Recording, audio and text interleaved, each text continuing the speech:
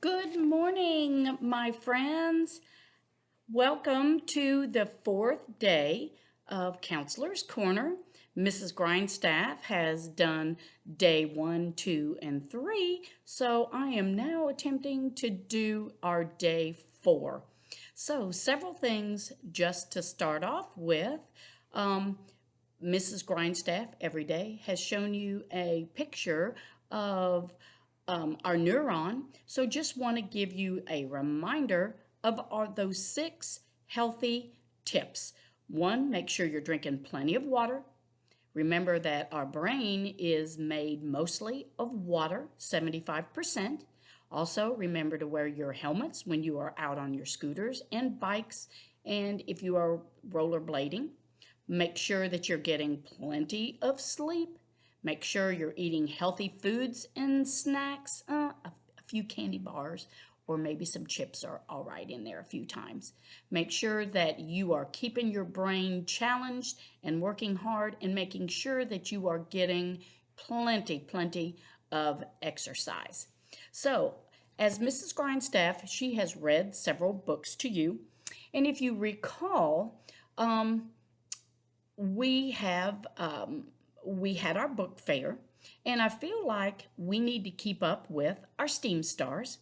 Now, our last STEAM star that we were talking about was Mr. Lonnie Johnson, and he was the inventor of the Super Soaker, which is a fun toy, as well as the Johnson thermoelectric converter that, if you recall, it takes rays from the sun and turns it into electrical energy. What I found from Mrs. Bates, and thank you to Mrs. Bates, when we had our Scholastic Book Fair, and I was running off the picture to post in the hallway, Mrs. Bates said, who was our STEAM star for the beginning of this month? And I told her Mr. Lonnie Johnson, and he was the inventor of the Super Soaker and the thermoelectric energy converter. And she said, "You are not going to believe this." And she went over to table 1, and lo and behold, here is a book all about Lonnie Johnson and his invention of the Super Soaker. So I am going to read to you all about Mr. Johnson and his struggles in inventing and being an entrepreneur. So we will do our best to keep current on our STEAM. So the title of our book is called Whoosh.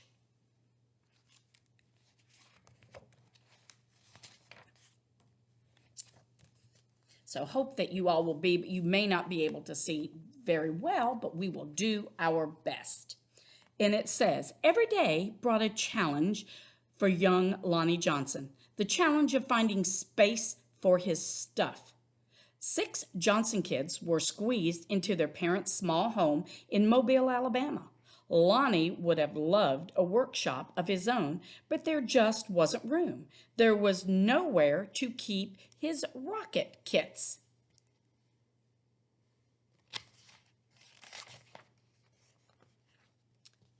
Bamboo shooters, rubber band guns, erector set, go-kart engines, bolts and screws and other spare parts his dad let him bring in from the shed, and various other things he'd hauled back from the junkyard.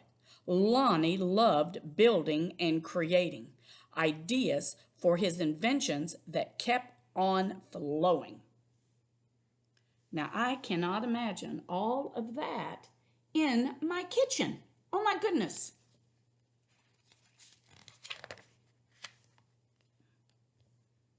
He learned how to make rockets from scratch.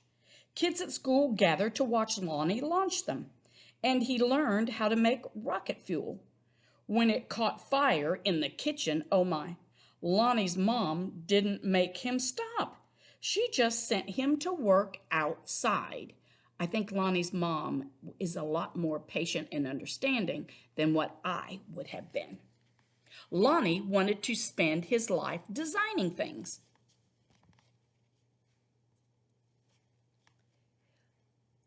building things and getting them to work. He wanted to be an engineer. However, Lonnie took an exam that said he would not make a very good one. His dream had been challenged. Lonnie was very discouraged, but he knew that whoever had graded his test hadn't met Lennox.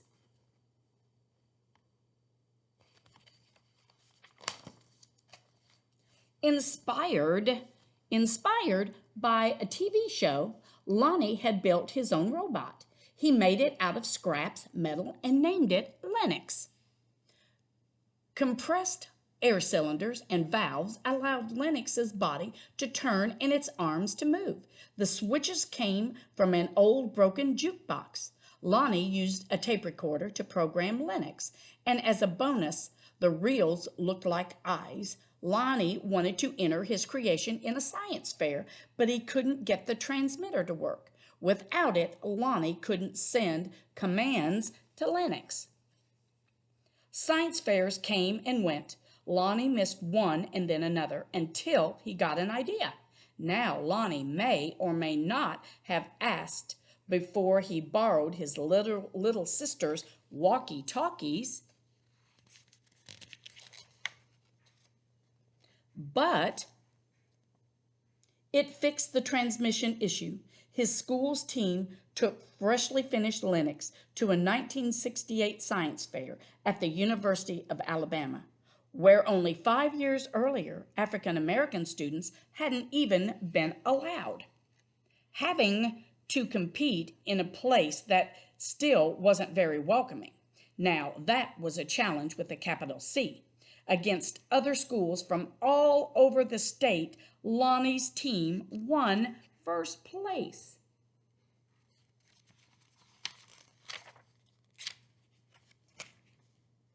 Soon, Lonnie left home to go to college at Tuskegee Institute, where he stood out as a self-confident, insightful, creative thinker.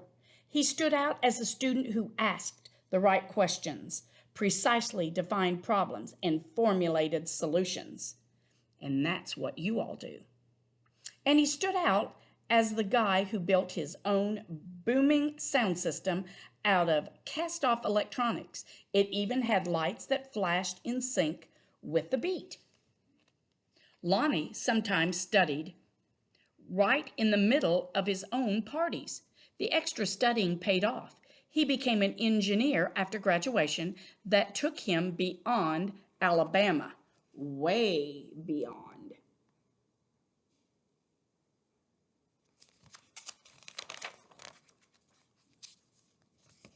When NASA was sending an orbiter and probe called Galileo to Jupiter, the space agency needed to ensure a constant supply of power to the orbiter's computer memory.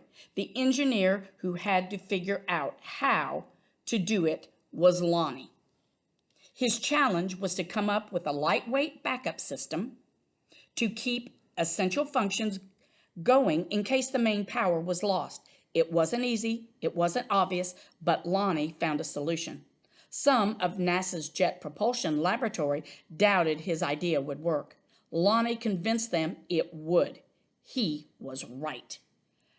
As it photographed Jupiter and its moon, Galileo was supported by the power package that Lonnie designed. Much of what we know about Jupiter could have been at risk in a power failure, if not for Lonnie.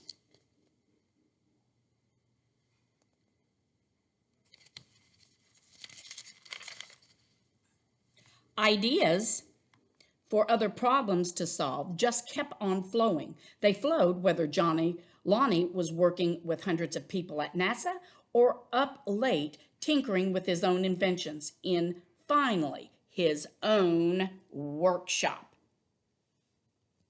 Lonnie knew the world's millions of refrigerators and air conditioners needed a new cooling system, one that didn't use R12, a chemical that was bad for the environment. He had an idea for using water and air pressure instead. To test the idea, he made a pump and nozzle.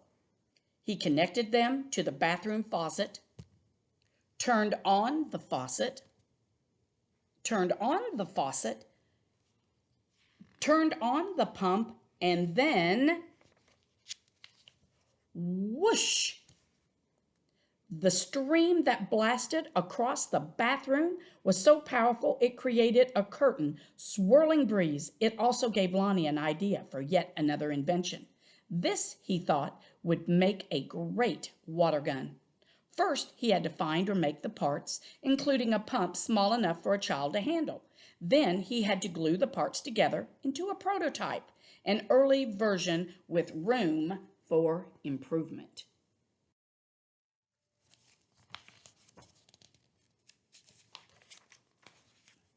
Finally, Lonnie tested the strange-looking squirt gun at a picnic. "Does it really work?" a man asked. "Sure," Lonnie said. "Want to see?" Lonnie worked the pump, which squeezed air into the chamber. When he pulled the trigger, the air escaped, forcing water out with a whoosh.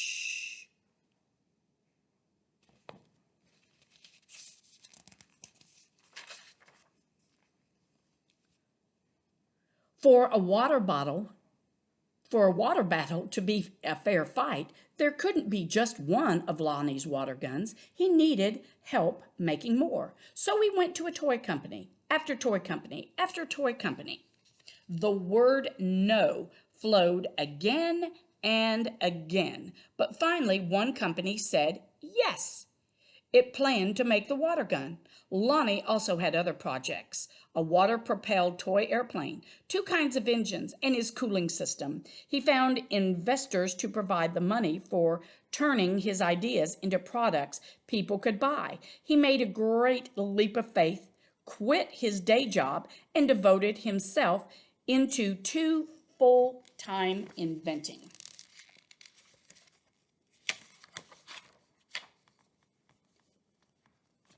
But soon each plan fell apart, even the one for the water gun. These things sometimes happened, but when they happen one after another to the same person, well, that's some pretty bad luck. Lonnie didn't have a job. He didn't have the money he'd been counting on. He and his family had to move out of their home and into a little apartment. He was angry and he was scared. I don't blame him. But Lonnie had dealt with challenges all his life. He knew a lot about solving problems, and he still believed in his inventions, especially the water gun. Lonnie went looking for another toy company. Mrs. Edwards is just having problems with the pictures here. In 1989, he found a toy maker who was interested in seeing the water gun if Lonnie ever happened to be in Philadelphia. "But don't make a special trip," the guy said. Lonnie made a special trip. In his wife's suitcase, he carried a new prototype. He unpacked it, filled the tank with water, pumped the gun until the air pressure was good and high, and whoosh!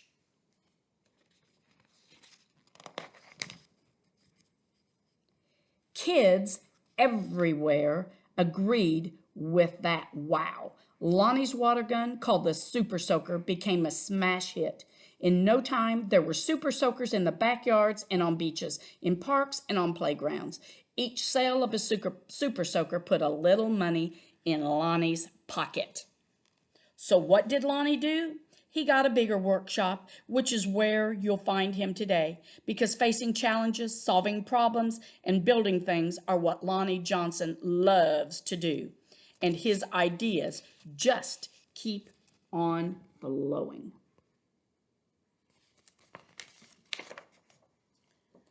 So boys and girls, that's just with you. Your ideas, especially when you are home now, to be creative, invent, explore, be an inventor, a creator, just like Lonnie Johnson. And you remember, as we talked about in class, that his invention, the Super Soaker, was invented into the National Toy Hall of Fame in 2015. And what's even better is that Mr. Johnson actually lives here in the Atlanta area. So that's exciting in itself. So, boys and girls, I hope that you have great a great time at home and doing your best to stay occupied, doing your digital learning, and just having a great time. Remember our tips to stay healthy. Make sure you're getting plenty of exercise, not so much all the screen time, but outside when we can. So I have enjoyed our visit today and look forward to our days ahead. Now for our giveaway today, because Mr. Johnson had all of these different challenges and all throughout his life and was said no, no, and no. Our giveaway today is going to be a huge bouncy ball because we're going to associate our bouncy ball with Mr. Johnson being able to bounce back from all of his rejections and his no's, and he was determined and to make his invention work. He believed in himself just like you need to believe in yourself. So our bouncy ball is our giveaway today, and we will then announce who our winner is from our drawing on who will get our bouncy ball. Stay safe, and I've got to go. Take care.